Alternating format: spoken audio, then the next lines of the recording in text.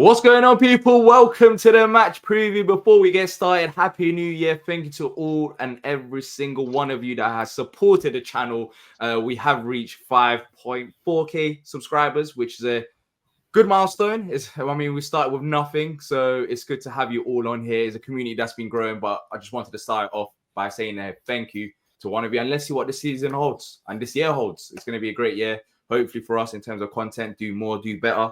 And of course, the magic number is the 10k. That's going to be very hard, but you have to have goals that are a bit out of sight to be targeting them. That's the reason why they're goals. But yeah, thank you to all one of you that's even liking the video. It helps us out massively as well. Joined by Patrick and Lou here. Gents, thank you to you as well. Happy New Year. How are we feeling?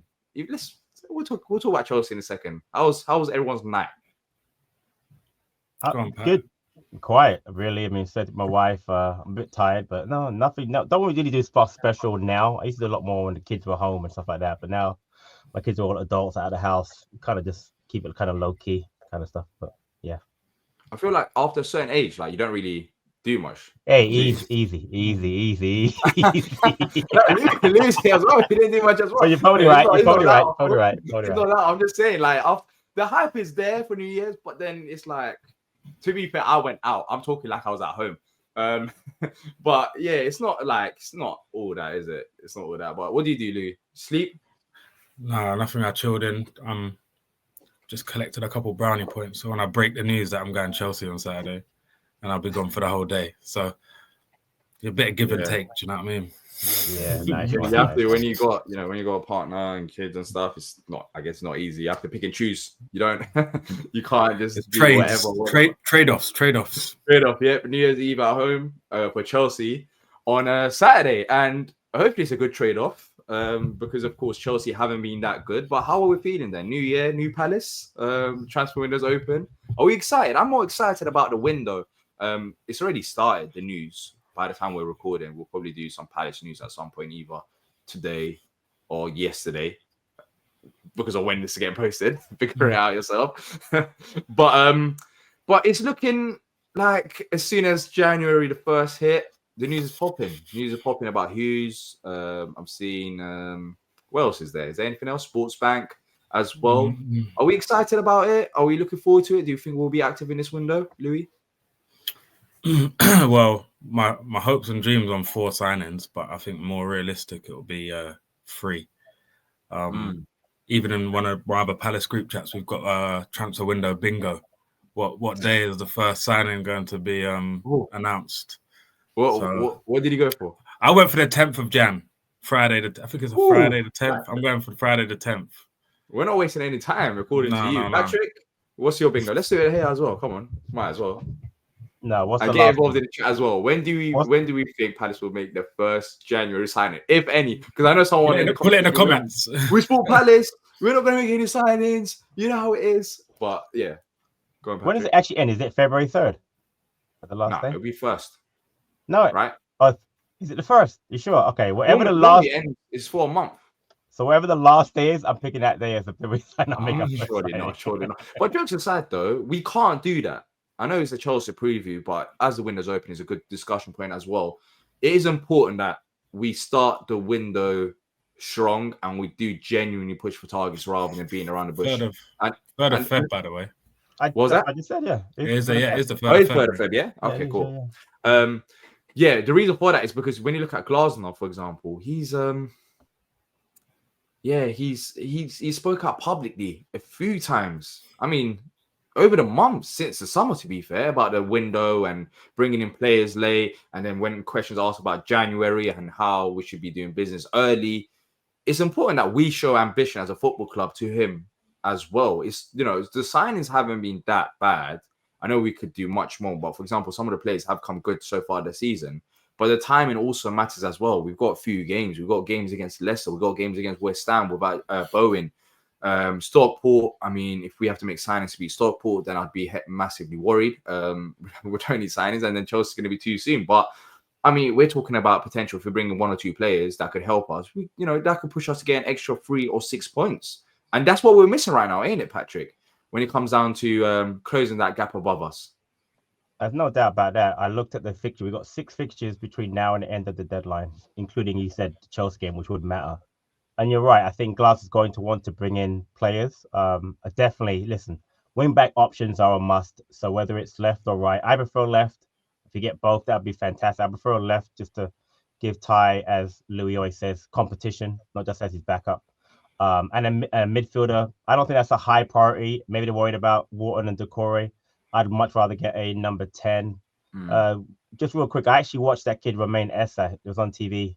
They actually pronounced his name Eze. We'd have 2 Ezes, by the way. I watched him play for Millwall today. Yeah, he's got some tricks and flicks about him. He's a good kid. It might be a lot of he's more of a winger type than a number 10. So be interested if we got him. But that aside, like I said, I just think that you're right. Just try and get the signs as early as possible because we're going to need them to reinforce because a lot of matches in, again, like I just said, between now and the deadline. And we don't want to flog this squad to death and then not be able to compete. Let's say up the table and or the FA Cup. Yeah, we've survived the difficult fixtures in terms of the running, especially with the fatigue, which is good. But it's now time to kick on. There is still a very good chunk of the season. We've still got another half of a season to play. There's a lot of points to collect. But just talking about transfers, Louis, you've said it. You want a right wing back. You have mentioned it a few times, and I think there was a report out there that Palace could be targeting both wing back areas. That surprised me. I'll be honest. I know you wanted it, but I just thought, we would stick with Kapora or Klein because of how we've been in the past. But that would be a massive plus as well. Is a position that I didn't expect. For me, left wing back and another number 10. That should be the minimum requirement. And I want players who can come into the side and influence the side and, start playing because that's the position that we're missing the most in the starting lineup. But right wing back, is that more like competition to Munoz, or do you think it should be someone to actually maybe push Munoz to the bench? How would that work? Yeah. I think it's just competition as well. And I've always said there are players who can play both sides, like Kyle Walker-Peters. He played left wing back on Saturday, and he's naturally a right-footed player. So his contract's out in 6 months, by the way. He's out of contract in the summer, but it looks like there's like I don't know whether it's agents putting out stuff, but there looks like a line of clubs who would take him, 27 years old, seasoned Premier League player. I think he'd slot right into our team. Also, I feel like there's that left wing back position. I think Ait-Nouri is a similar type player where they can play left wing, but they're versatile. He'll be amazing. Like, but he can. No, but there's like the player from Benfica, Bester. Yeah. He can play left wing back. He can play left wing. He can play right 10. He could probably play in a right wing back as well. So maybe if we only got 2 players, I'd need those 2 players to be able to play multiple positions. I'm happy with that. It's the fact that I don't know. I wouldn't even mind a player that could play in one particular position and be strong in that. Like it's good, of course. It helps us save money as well if you have versatility. But I don't even mind keeping it simple. I prefer it to be simple. But yeah, of course, it is good to have a few players. The most important thing for me is with the wing back areas, we need to make sure we sign someone that's more attacking than defending. There's like a risk reward game, I guess, but that's the one thing that we've been missing. Like Ty has been fantastic defensively, but going forward, there, he's still got assists so far this season. It's not like a bad player. I actually think Ty is, if we're talking actually technical player, he's a technically better than Munoz on the ball. Like I feel like he's more comfortable with the ball at his feet. He's just not as brave, and he's a better defender. I would like a right wing back who is technically quite good. I don't think Munoz is technically gifted. I feel like he's got high energy, high press. He creates chances. He's really good at like Glasner's way of playing, but I generally don't think he's very good on the ball. I don't think he can cross the ball very well. I feel like he gets into great positions. As you can see, he misses chances in the 6-yard box because he always knows where to be. But I don't think he's a good technician at all. And you got Sarr and Munoz. That's 2 people who are good runners with the ball or good running off the ball. But there's no technical player there. He looked much better when Elise was there because all he had to do was play that inside pass to a world-class forward, and then that was it. And he would run off the ball and create more space for Elise. That's what made Elise look so good and Munoz look so good. It's because Munoz was doing all the dirty work off the ball. But when you're asking Munoz, even when who plays right center back, Chalobah plays the ball into Munoz and he tries to play that side pass into Hughes, it never looks comfortable. It never looks comfortable. So I would like an assured I feel like we need more technicians in the team because we're giving the ball away. Even Southampton, they had more possession than us. Yeah, we're not. Our ball retention's poor. Yeah, we're missing that number 10 that can be comfortable on the right hand side. And the two midfielders aren't keeping the ball as well. Sar's not number 10. I still believe that. I don't think Sar's a number 10. No, he's not. It's not like he can score goals. He can make runs in behind, but you can see it when he's called upon to come deep in his own half and pick up the ball. That's not his game, man. That's not his game. He just hasn't got the technical ability, Patrick. But saying that, imagine signing another number 10 and having Sar still as an option. That's very good because we've seen it. Like, he can score the goals, even if he's coming off the bench. And that's what we need. Like, you look at successful sides. I'm not comparing Palace to any of the big sides, but look at Liverpool in comparison to other top 6 sides. The difference between Liverpool and other top 6 sides is they've got so many attackers. Like, they can score goals. Like, and other top sides don't have as much as they do. And we just don't have that. And I think Glasner's system needs it. So no matter what happens, even if we get another number 10, Sar still needs to be an option. France needs to come back and be an option off the bench. And we need to keep adding to those numbers because we just don't have it. We just don't have it right now. Yeah. See, the thing is, you and I were talking about this during the last player ratings. What I like about Glasner, love about him, is that he's made Sar, he's not number 10, but he's made Sar into a weapon because he's more of a forward. So the reason I love the 3-4-3 is that it morphs. If you play it properly, it morphs into it can become a 4-4-2, a 3-5-2, whatever. And what we do a lot is we play a more of a 3-5-2 as they drop into the midfield. So it goes up top with Mateta, and it works. If you get a different profile player now, like an Elise type, that's why last year the 3-4-3 was more prevalent. We had two creative 10s. The wing backs will get up, overlap, underlap, get those guys involved. So I think if we are going to add a player as a forward, it has to be a 10. We don't need a Saw type player. We need a technical, left-footed, cut inside, creative player. Doesn't even have to score a lot of goals. You have to create opportunities for Mateta, for Eze, for other players on the pitch. And I think that's what we need. So I just think that the manager's done a great job because he's profiled the players and put them into a system that works. You know what I mean? So. Who's everyone's? If you had to pick a realistic player, who's everyone's? Who would everyone want in that right 10? Who would you pick? Who would you sign? If you could, I don't know. Who have we really been linked with? I watched him a lot at Lyon. I would take Ryan Cherky because the other one is so good. They've got the other one who was meant to go to Fulham as well, haven't they? I can't pronounce his name. I don't. Yeah. I don't. We haven't the really Leon is left-footed. And Textor went to sign him, and then he ended up having to apologize because he didn't want to go. Oh, I forgot his name. I know. I can't pronounce it. It's I think it's the player from Lyon, right? Yeah. He's a right. Left-footed forward as well. Yeah, he didn't want. Yeah. There's not a lot of players that turned down West London either. He probably really didn't want to go. Yeah, exactly. Well, Shirky was the same because when we were linked with him in the summer, Fulham were linked as well, and he didn't want to come to. He didn't want to leave. Everyone wants McAtee, but I feel like that's going to cost 30 million minimum. No, that's done now. I think he played against Leicester. He's not. Yeah, Pep doesn't want to let him. Pep doesn't want to let him go. City fans don't want him to go either. Yeah, exactly. So I think that's done. We'll see what names get mentioned, anyways. I mean, we'll be here on Palace News talking about it. But interesting what you mentioned, Patrick, about like 3-5-2 and like Eze dropping in. Our possession. For a lot of games, I don't know if you lot realize, but we actually play like a 4-4, not even a 4-4-2. 4-5-1. Yeah, 4-5-1. 5-4-1. Gabe pushes up. Or whoever it is, whoever has a role. So it's like we go to a back four, and then you see Eze coming a bit wide, and we have got versatility in the system, especially in and out position, and we just need the technical players now to fit into that categories. Now, Chelsea. We done like a New Year's resolution or January resolution to see what we want. I mean, they're not good, Chelsea, recently, saying that they're going to beat us now, aren't they? They've been struggling. It seems like they've hit a bump on the road with Maresca and trying to figure things out. And that was kind of expected. I didn't really expect Chelsea to go win the league. Then again, I didn't expect Liverpool either. I think what Liverpool are doing incredible. They lost against Ipswich, lost against Fulham, drew against Everton. Should we be optimistic for this game? Or should we just tamper down our expectations with Chalobah, of course, not playing as well, which we'll talk about? Go on, Pat. You go first. Well, the thing is, the stats are terrible. You know, last 50 matches, we've not won one. We've got the draw in the last match. They beat us 14 straight before that. Our last one was back in 2017 when Zaha got the winner 2-1 at Selhurst. So listen, I totally respect what Chelsea are doing as far as the way they built the squad, the way they use 2 squads, the 1 squad for the Premier League and 1 squad for Europa Conference League. It's crazy, isn't They it? have hit a blip. I remember last year, same thing with Leicester fans with Maresca. He started to tweak things a little bit.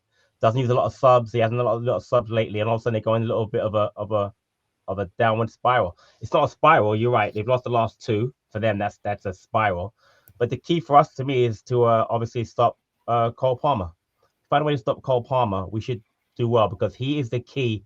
They have very good attacking men. Don't get me wrong. You know, Jackson, Neto, etc. But the key to them is Cole Palmer. If we can find a way to stop Cole Palmer, we'll have a lot better opportunity. If we don't do that, it's going to be a long day for us. Yeah, Cole Palmer. I mean, we've got the midfielders. Someone needs to, of course, track him. But yeah, I mean, I do think there's an opportunity. I'm not getting carried away. There is an opportunity there, but we just need to somehow find back-to-back wins. I've been saying it for maybe a few weeks now. Otherwise, we're just stuck in a position we're at, and we ended the winning run away from home. And by the way, we only had like 14 players fit. 14 first team players fit. I remember that game, and it was on deadline day, I think, or right before deadline day, something like that. Because of course Chalobah joined us after, and the crowd joined us after, and we still managed to get a point against them, despite us having Richards, Klein, Patrick, you said, and Gahey in defense. So many academy players on the bench. I mean, can Glazer do it at home, especially with the form that they're in? Because now we haven't really lost that many games. We kind of turning the tide, but it's a bit too inconsistent. For me, I think the problem is players. But look, we can do it, but I don't know if we will. We can.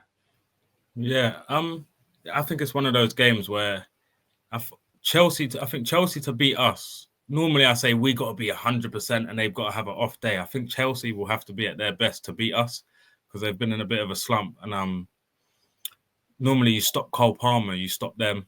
The goals have dried up a bit.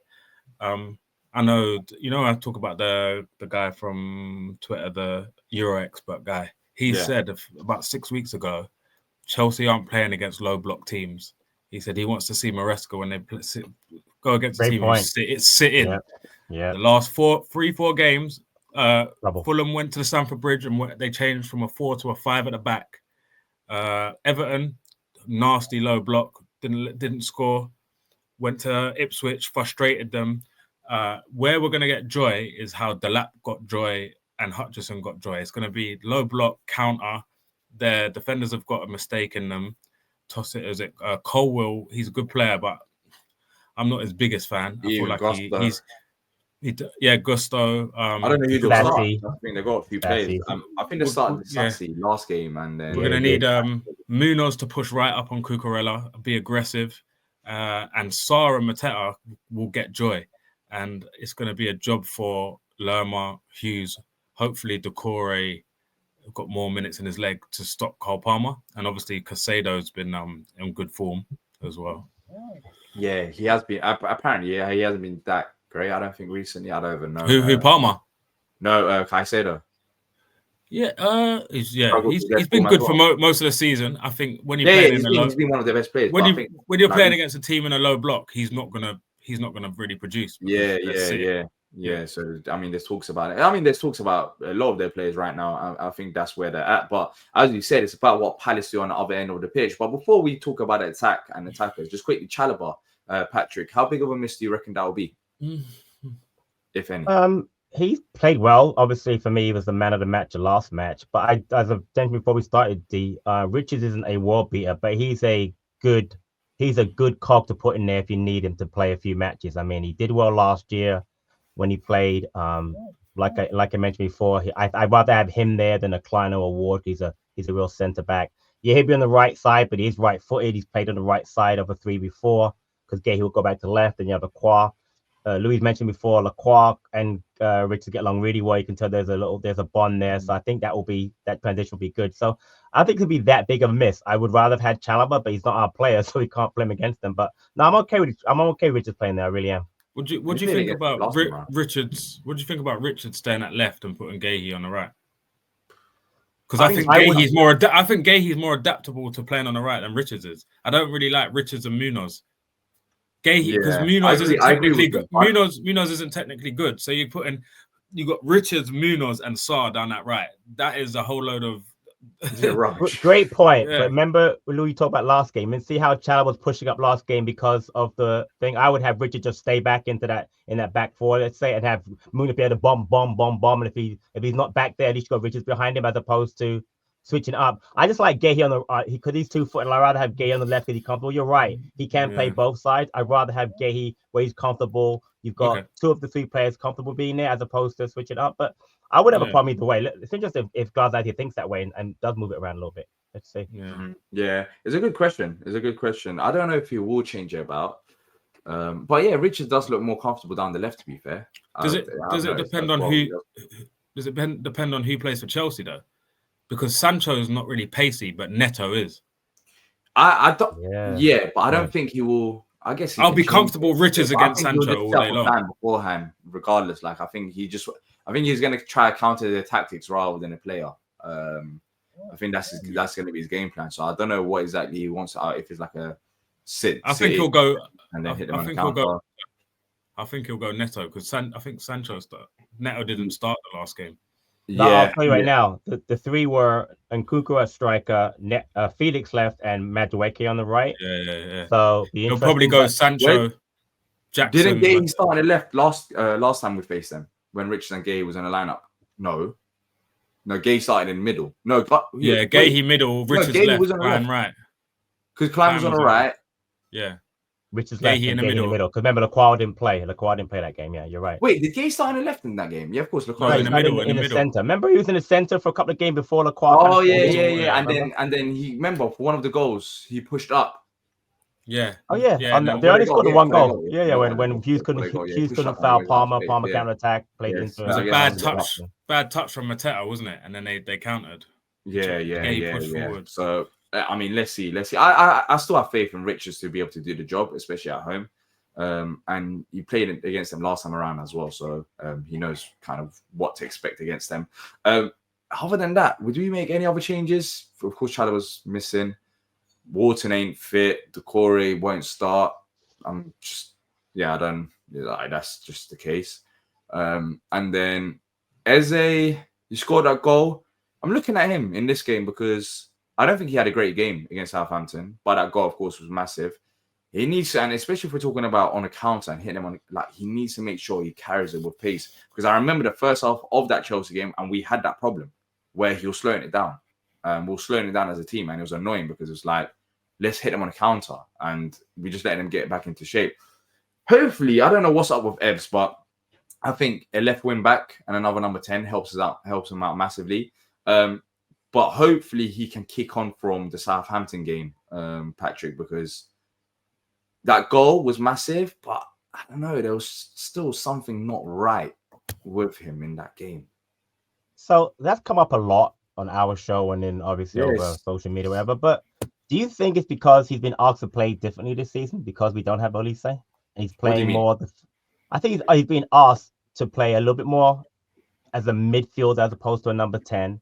And if you notice, look at his stats, he's a lot more defensive stats, more tackles, more recoveries, more breakup of play. I just think he's been asked to play a different role. Like I mentioned before, I think it's more that Glasner, because he doesn't have that left-footed or that number 10 on the right side, he wants Sarr and Mateta to be the main attacking forces. And then when he has the opportunity, Eze would join them. But honestly, he doesn't join the attack that much. That's why he's turning the ball backwards. And also, I'll say it again, people are going to kill me in the chat. That's fine. Not having Walton there as that another passer and creator really has hurt him a lot. It's hurt him as much for me as Olise not being in there. So I just think it may be a change in style. But I think that goal last time will help him a lot. And he scored against Chelsea the first time. So let's see.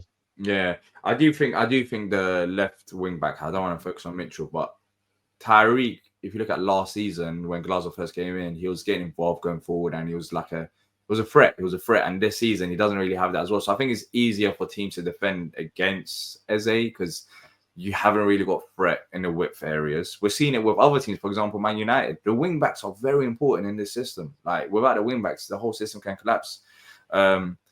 So yeah, I think that plays a part. Walton 100% plays a part as well. I think I spoke about it before. Like getting a ball to Eze, he's that player. Like under pressure, he can deliver it to him in good areas. Well, yeah. And another number 10. Walton being out of the team is the equivalent of City losing Rodri, Liverpool losing Gravenberch, Arsenal losing Rice, Villa losing who's their DM? Kamara or no, they kind of switch it up, but Walton that he's the cog. Yeah, he's the cog. We haven't had Walton all season, by the way. We haven't lost Walton. Spurs. Like, I know people are saying about surgery, but in my opinion, we haven't had Walton all season. Spurs is the only game where we had Walton. The Spurs game, and he dominated that whole game. Yeah, maybe. I don't know, but like it's just been too hit and miss. I don't think we've seen the Walton that we've seen last season because he's just been playing injured. So I don't like the whole season. I don't think we've had Walton, which probably plays a part. And hopefully, when he does come back, he can reach the old levels. But it's been frustrating because he's just dragged on and on and on. And you could tell when I saw Walton play last season, I couldn't believe what I was watching. Sometimes he's unreal. I haven't seen that season from him. Some of the disguises on his pass, I think people won't understand how underrated that is. Like when you're transitioning the ball from our third into the 10 position, he would do it, and I wouldn't even understand how he saw that pass outside of the left foot, outside of the right foot, reverse, no look. It just changes the whole team when he's on form. Louis, it's something you can't coach. It's inherent. You can't. It's ridiculous. And it's IQ, how great he is. Yeah. He makes it look simple. But trust me, that is not easy. And hopefully we get him back at some point this month. It's like an £80 million signing when he comes back. Honestly. Yeah. Well, if rated that, right? They want to. Yeah, it's rated that when he's unreal. He's still young as well. What is he, like 20? Man, he's 21 this year. Yeah. He's ridiculous. Yeah. He seemed like a good guy as well. He seemed like a good guy, like, level-headed, and it's good, man. It's good that he's settled down. But in terms of lineups, anyone else in particular to really mention? I think that's pretty much it. Chalobah's gone. Rich is coming in. I think the most important thing about our team now is getting our substitutions up to scratch. That's the same thing. That's what changes us. Our finishers, the 3-4 that come on need to be at the level that is required. If it's not, then it's going to be a struggle. What have we made of the subs then? Because there's been a lot of talk about Kamada and Nketiah. I just think right now is, for me, especially Nketiah one, I found it crazy that I left the game, I'm looking online, and people talk about Nketiah. I'm like, he came off. But there's always got to be there's always a scapegoat for it. Yeah, but it's not healthy, though. It's not healthy. I don't understand. Like, what do we get out of this? Like, some people, of course, didn't want him. I understand that, but if you're going to criticize a player who's come off for 1 minute, it's going to happen when players come off the bench. They're not going to be perfect. It's like you just don't want him to be successful, in my opinion. It's just full on, like, at least it's not even 5. It's like a minute. We got people who have never played football to any level saying Nketiah and Kamada aren't Premier League level when they've never even played at any level. They don't even understand the game. So It's agendas. Kamada won the Europa League. Like, how can you say he's not of a level? He just takes time to adjust. Kamada's been better off the bench. I don't know about you, Patrick, but yeah, I know he had that moment when he came on towards the later stage of the game where he got in his head again. He was giving the ball away one or two times and like unnecessarily. But for the large parts, I've seen improvements from his game ever since that red card.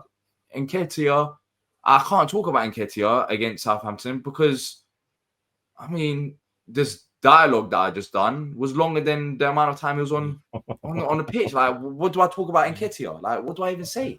I didn't even want to add. There was a lot of. I think when anyone spoke about the game Saturday, I heard so many people saying Glasner should have made subs earlier.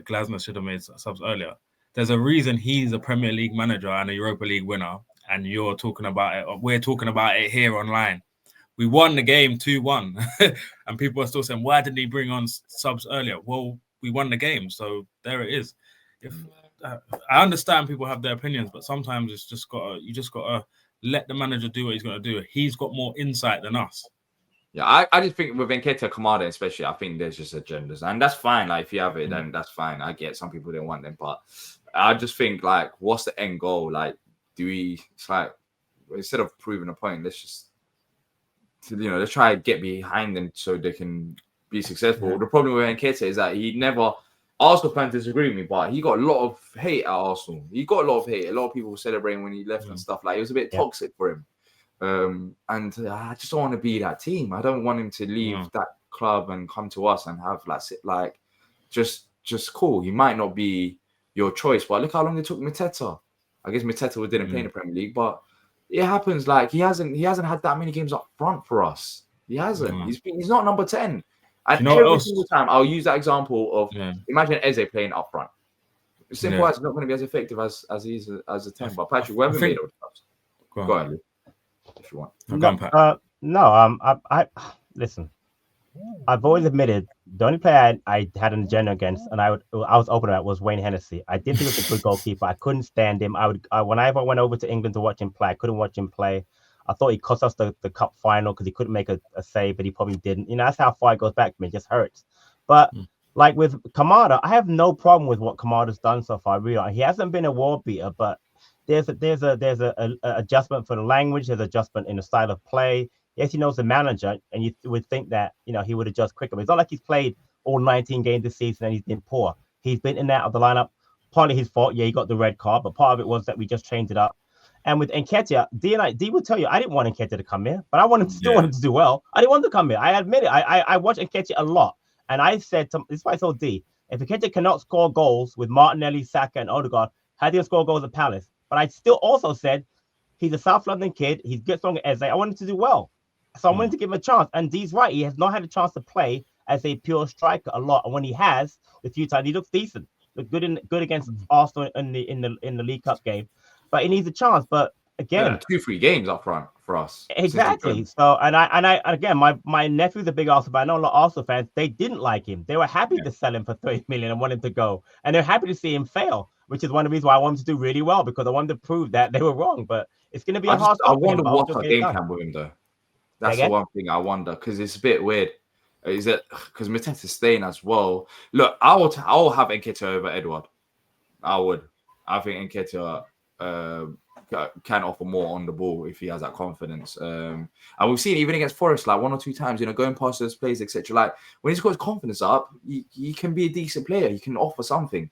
I think it's an improvement, but I don't mind Nketiah coming off the bench. Like, I'll rather have Nketiah coming off the bench. I know some people disagree with me, but yeah, the bench needs to play a part. And they have been so far, because if you look at the games against Brighton, they came on, they changed the game, in my opinion, Nketiah and Kamada.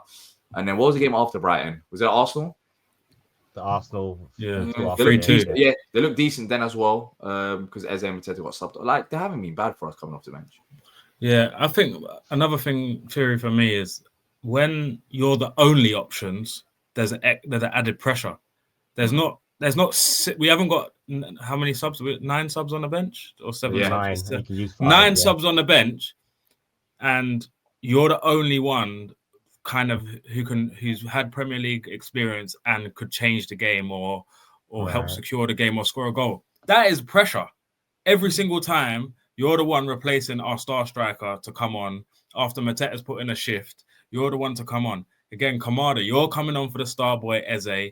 You're the one who's meant to. Do you know what I mean? There's people think coming off the bench, there's not an added pressure. It is. There needs to be other options.